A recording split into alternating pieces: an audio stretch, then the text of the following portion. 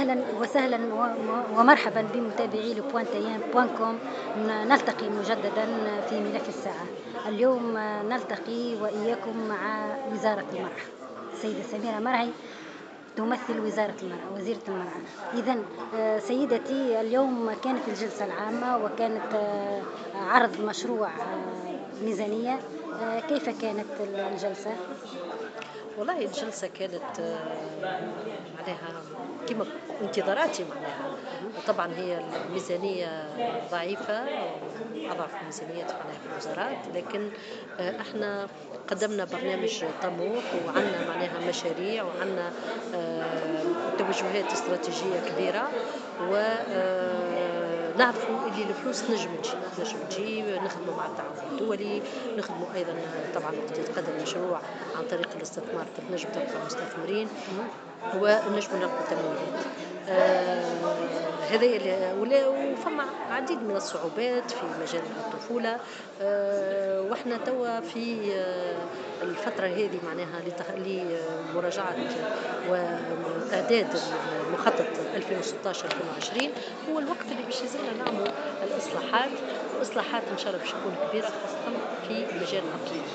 احنا قيمنا مجال الطفولة وقيمنا سياسة الطفولة، واليوم فما عديد من الثغرات قانونية، أيضا ثغرات في التغطية بالنسبة للنفاذ معناها للأطفال. ما عندهمش 40% فقط من الأطفال عندهم اليوم يتمتعوا برياض الأطفال، يتمتعوا بالمؤسسات القبل الدراسية، وهذه ضعيف برشا، وهذه ضعيف.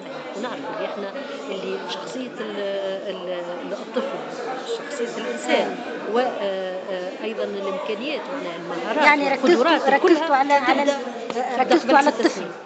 ركزتوا على الطفل على خاطر بالنسبة للمرأة عندنا المجال الحقوق والتشريعات ما تطلبش أموال، لكن ثم خطة وطنية. الخطة الوطنية لمقاومة العنف ضد المرأة عندنا تمويلات، عندنا اتفاقية شراكة، وعندنا تمويلات من عبد الاتحاد الأوروبي اللي باش نقوموا معناها بمؤسسة التنوع الاجتماعي. التمويلات كل موجودة في قداش رصدتوا الميزانية؟ بالنسبة للعنف عندنا أكثر من 7 مليون تلك.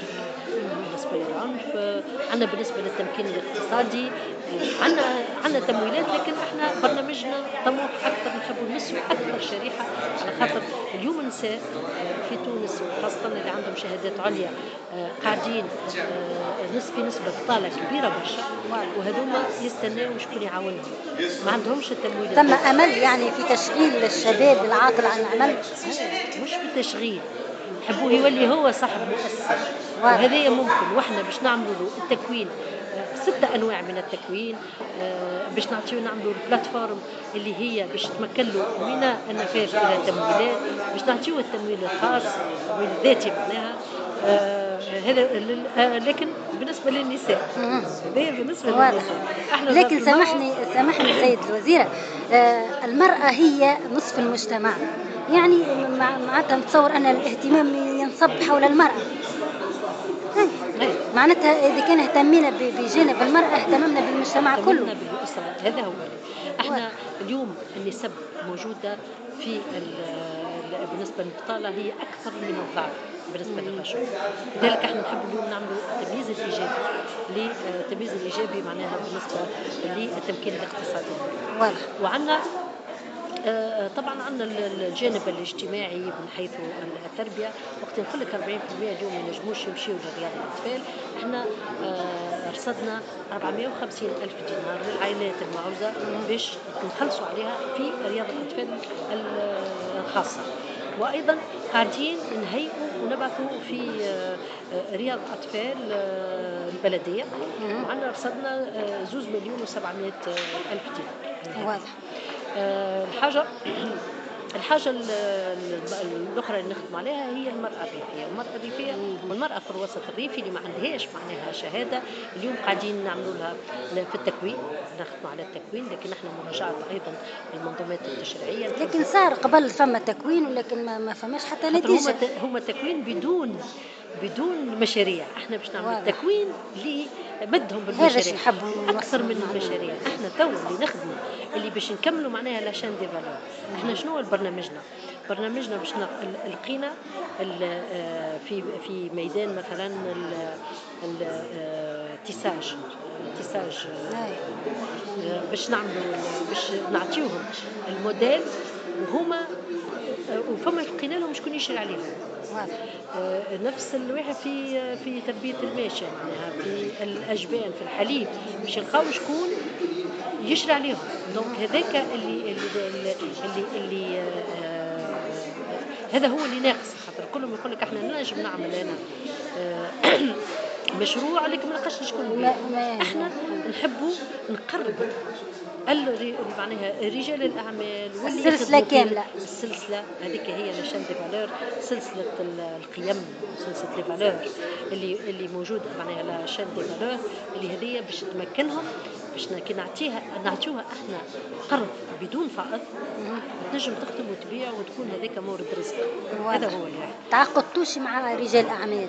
احنا توا تعاقدنا مع البي تي اس. احنا التمويلات من الدوله باش نعطيوها للبي تي اس، والبي تي اس هي اللي باش تعطي معناها بدون فوائد اللي هذوما المشاريع الصغرى والاكثر معناها صغرى، والأكثر صح. معناها لي تري بتيت انتربريز تي بي. كلمة الختام. كلمة الختام هو وزارة المرأة بالرغم من ضعف الموارد، لكن هي قاعدة اليوم تقوم بعمل جبار. اجتماعي، واحنا الهدف متاعنا هو نكونوا قرب كل المناطق اللي هي مهمشة، المناطق الجبلية، المناطق اللي حست روحها مقصية. وهذا هو اللي نحب نخدم عليه، هو التقليص من التفاوت الاجتماعي. هذا يدل. واضح. شكرا لك سيدتي، هكذا نأتي إلى نهاية الحصة. شكرا للمتابعين أينما كنتم. سنلتقي مجددا إن شاء الله في ملف آخر مباشرة من المجلس نواب الشعب يعيش. لبوانتيين مباركة زارعي.